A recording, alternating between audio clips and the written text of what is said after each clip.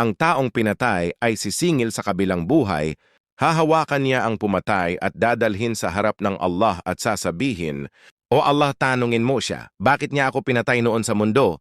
Ayon sa mahal na propeta Muhammad sallallahu alaihi wasallam, "Yaji'ul maqtulu yawmal qiyamati muta'alliqan bil qatil. Ra'suhu bi ihda yadayhi, yaqulu, Ya Rabbi sil hadha fima qatalani yu."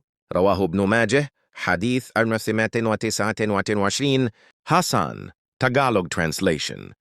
Sa araw ng paghuhukom, ang pinaslang ay darating na nakakapit sa mamamatay, hawak niya ang kanyang ulo sa isang kamay at sasabihin, "O Panginoon, tanungin mo siya, bakit niya ako pinatay?" Isinalaysay ni Ibn Majah, paliwanag.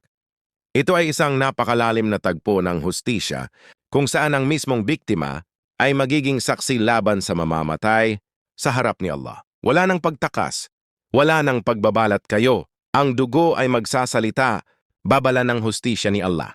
Sa araw ng paghuhukom, ang biktima ay magsasalita, hindi kailanman mabubura ang dugo na iyong pinadanak. Hindi kailanman matatakasan ang katotohanan ng iyong nilabag.